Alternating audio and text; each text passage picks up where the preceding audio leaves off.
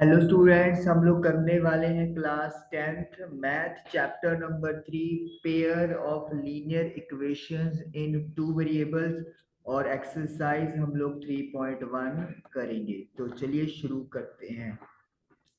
सबसे पहले तो linear equation in two variables का मतलब क्या होता है कि मेरे पास दो वेरिएबल्स होंगे और दोनों वेरिएबल्स की जो डिग्री है वो वन वन होगी। तो ये जो जनरल है वो कैसे लिखी जाएगी, A x plus B y plus C is equal to zero, जहां पर ए की वैल्यू और बी की वैल्यू जीरो नहीं होनी चाहिए।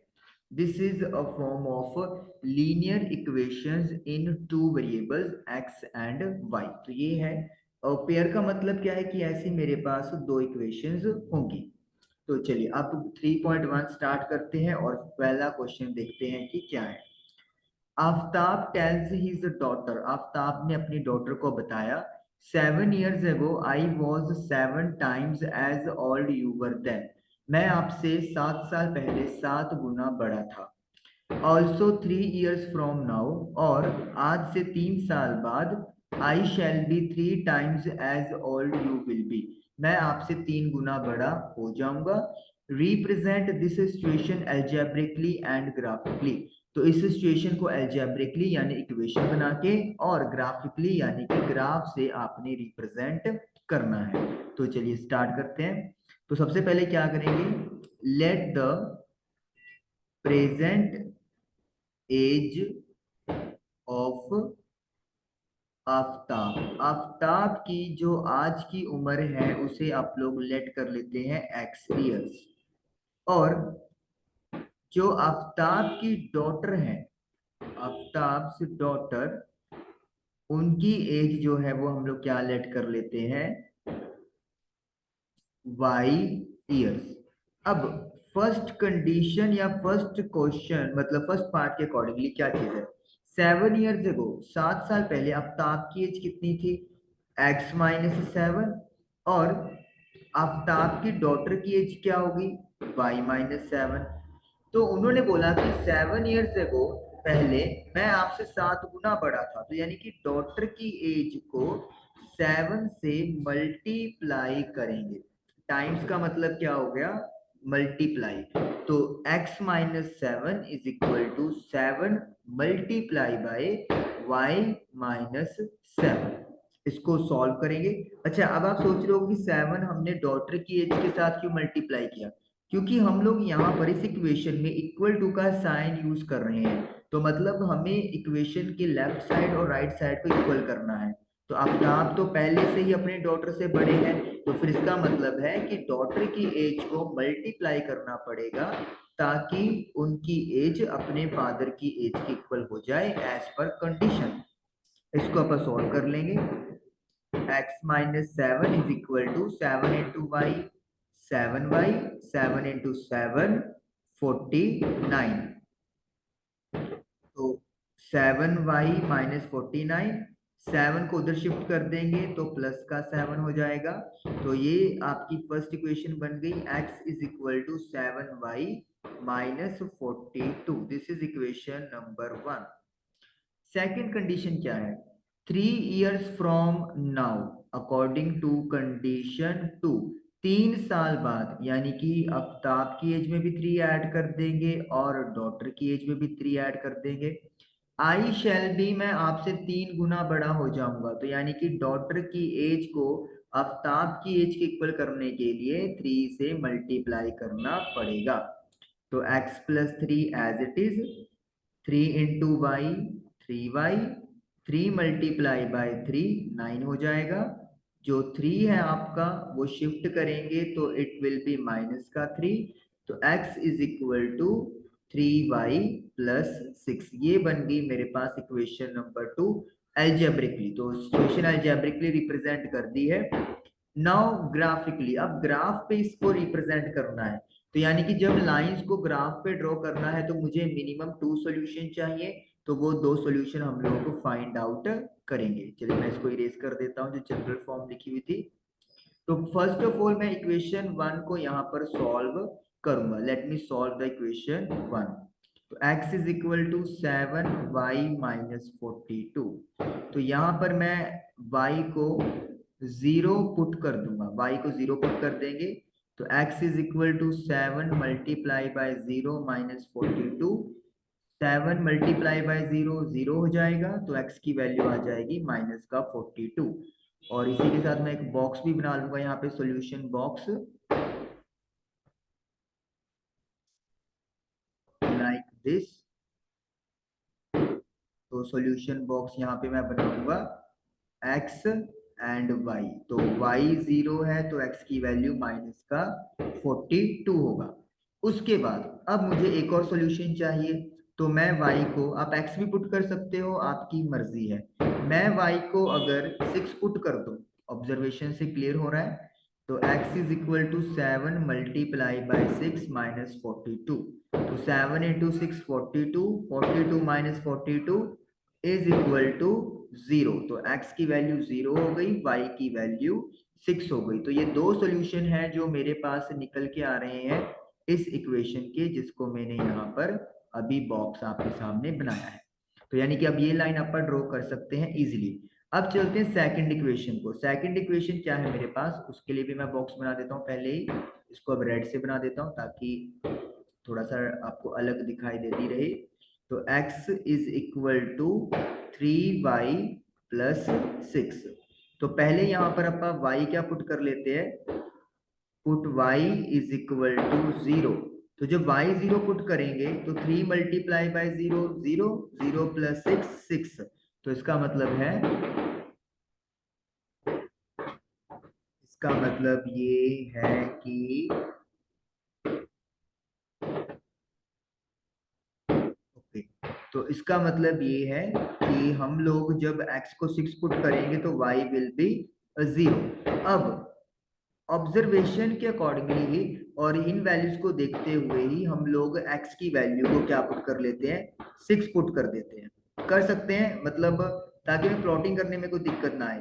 तो 3 मल्टीप्लाई बाय 6 प्लस 6, तो x की वैल्यू क्या आ जाएगी, 6, 3 इंटू 6 18, 18 प्लस 6 24। तो यानी कि जब y 6 है तो x की वैल्यू 24 होगी।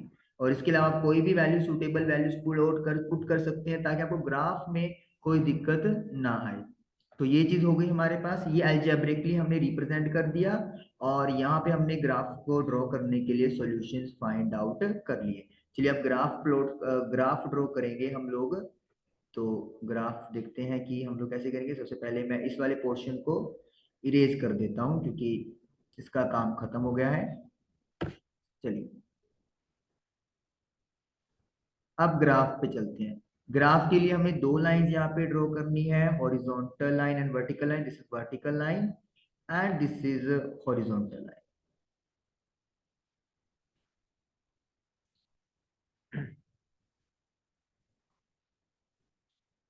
चलिए, क्योंकि मुझे एक्स नेगेटिव की तरफ ज्यादा चाहिए तो इसलिए मैं थोड़ा सा जो गैप है वो इस तरफ ज्यादा रखूंगा। ये हम लोग एरोस बना देंगे। This is x axis, this is y axis. अब एक्स पे जो वैल्यूज है वो मुझे 6 के मल्टीपल चाहिए, पॉजिटिव भी और नेगेटिव भी। तो मैं यहाँ पर 6 6 का गैप रख लूंगा। 6, 12, 18, 24, 30 सफिशेंट है। यहाँ पर माइनस का 6, माइनस का 12, माइनस का 18, माइनस का 24, माइनस का 30, माइनस का 36, माइनस का 42। माइनस 42 तक ही चाहिए तो सफिशिएंट है। y की वैल्यू, तो y पे हमें वैल्यूज चाहिए 6 तक। तो हम लोग यहाँ पर 1 2 3 4 5 6, -1 -2। हालांकि y नेगेटिव हमें नहीं चाहिए, पर चलिए फिर भी मतलब हम लोग यहाँ पे वैल्यू 3 से 4 लिख देंगे। ओके, अब उसके बाद क्या है हमारे पास, अब प्लॉटिंग है। तो पहले फर्स्ट इक्वेशन की प्लॉटिंग करते हैं। x की वैल्यू माइनस का 42 है तो y 0 है, तो इसका मतलब है ये जो पॉइंट है वो कहाँ पे प्लॉट होगा हमारा, ये पॉइंट प्लॉट होगा x एक्सिस पे, और इसको अपन लिख देंगे x की वैल्यू -42, 0, क्योंकि y की वैल्यू 0 x एक्सिस पे होती है तो -42, 0। सेकंड पॉइंट है x की वैल्यू 0 है, y की वैल्यू 6 है, तो ये y एक्सिस है तो इसकी वैल्यू 6 है, और यहाँ पे अपन पॉइंट बी लिख देंगे 0,6, x की वैल्यू 0 और y की वैल्यू 6 है। तो ये इस तरीके से हम लोग ये जो लाइन है वो ड्रॉ कर देंगे, लाइक दिस, ऐसे। तो ये जो अपन लाइन खींच रहे हैं ये लाइन किस इक्वेशन की है, तो इसको अपन एरो बना देंगे। तो इस इक्वेशन को हम लोग, तो इस तरीके से ये हमारी लाइन ड्रॉ हो गई, और इसके ऊपर आपको इक्वेशन जरूर लिखनी है, x is equal to 7y-42, this is the plotting. तो ये हमारी फर्स्ट लाइन की प्लॉटिंग हो गई। सेकंड अपलोड करेंगे तो फॉर सेकंड में x की वैल्यू 6 है, y की वैल्यू 0 है, तो दिस इज द पॉइंट।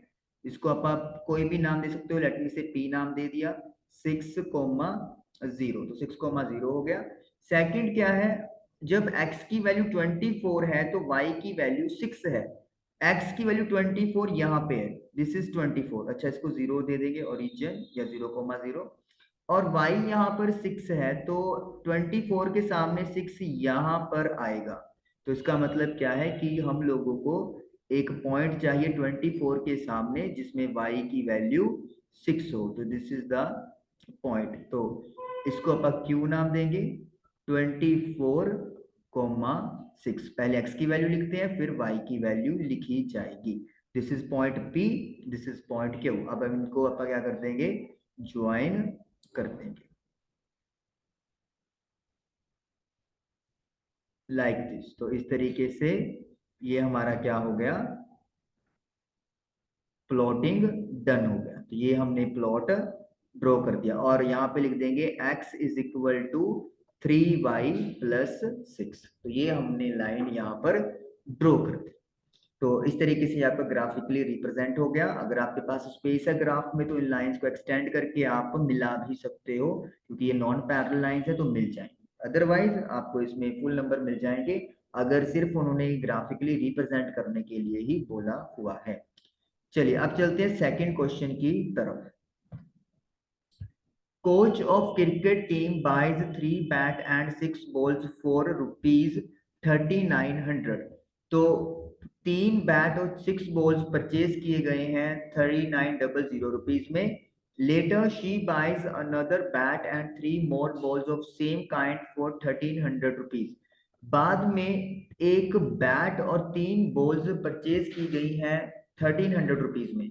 तो एल्जेब्रिकली एंड ज्योमेट्रिकली हमें रिप्रेजेंटेशन करनी है, बड़ा आसान है। चलिए वही स्टार्ट करेंगे हम लोग। Let the price of one bat, एक बैट के प्राइस को अपन क्या लेट कर लेंगे, x रुपीज, और एक बॉल के प्राइस को मैं क्या लेट कर लूंगा, y rupees.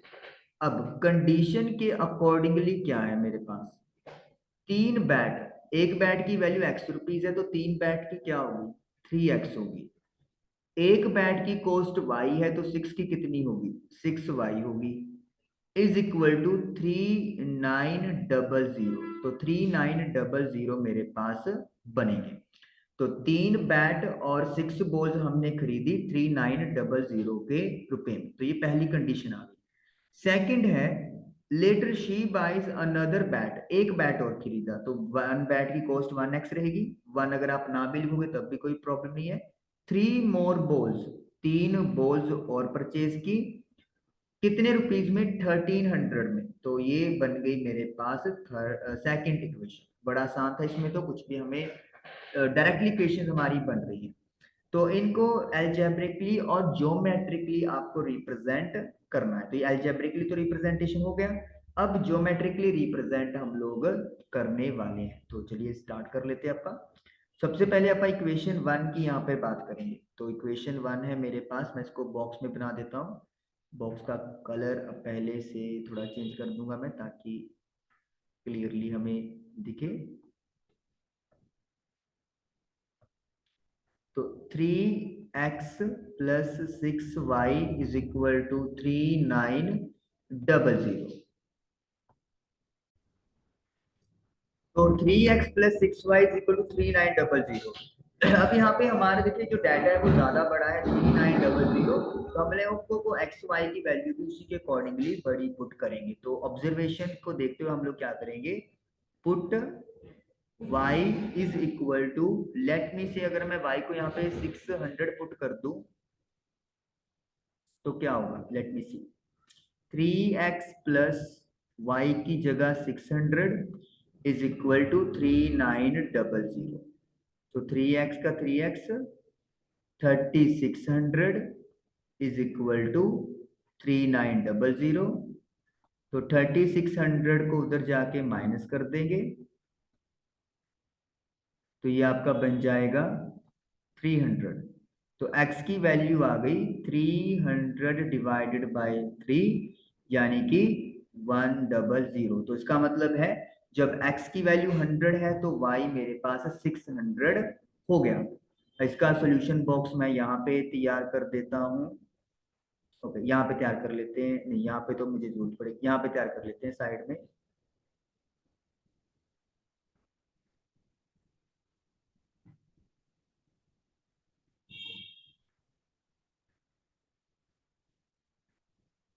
This is x, this is y।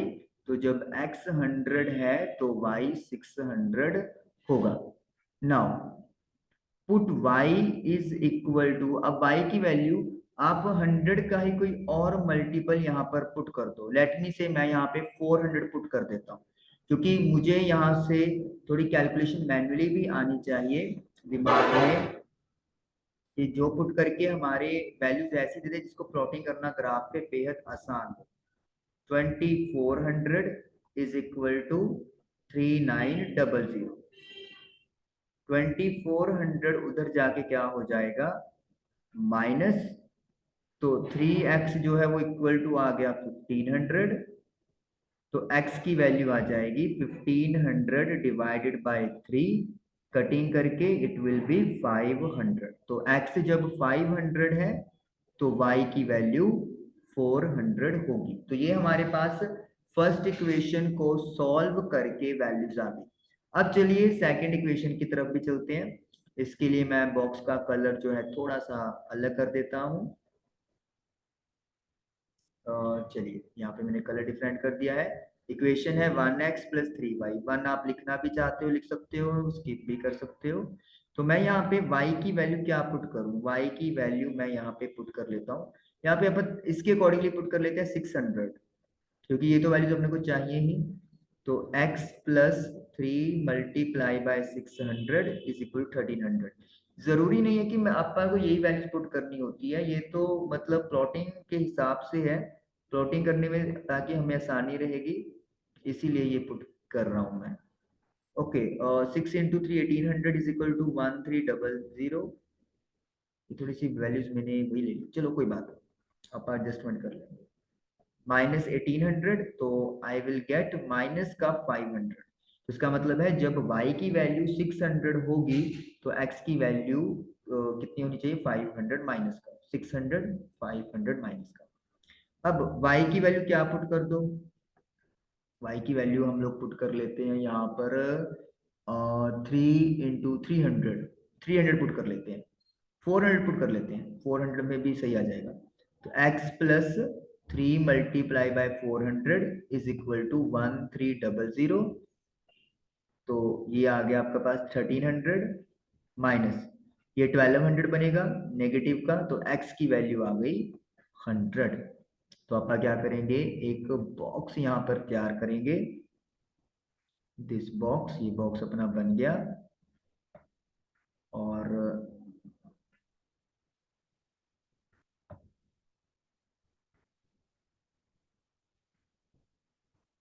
चलिए ये बॉक्स तैयार हो गया है।